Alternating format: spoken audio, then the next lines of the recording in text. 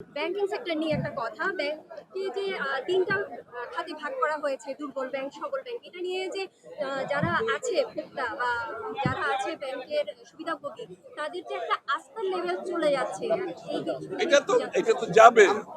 আপনি $230 বিলিয়ন দেশ থেকে নিয়ে গেছে, ব্যাংকগুলো সব লুটপাট করে ধ্বংস করে দিয়েছে। তো এইটাকে তো রিকভার করার দায়িত্ব এখন বিএনপির হাতে এসেছে।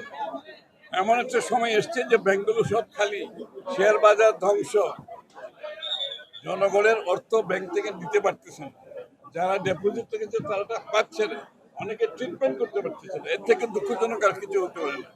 এটাকে ঘুরিয়ে আনতে একটু সময় তো দিতে হবে, আমরা চেষ্টা করছি। এবং বিএনপি কিন্তু সবসময় আর্থিক খাতে শৃঙ্খলা বজায় রেখেছে। আমি যখন প্রত্যেকটি বিএনপি সরকার প্রত্যেকবার কিন্তু আর্থিক খাতে শৃঙ্খলা বজায় ছিল, শেয়ার বাজারের শৃঙ্খলা বজায় ছিল। আপনি পুরো অর্থনীতি, ম্যাক্রো সামষ্টিক অর্থনীতিতে শৃঙ্খলা বজায় ছিল, এখনো হবে, একটু সময় দিতে হবে। Thank you.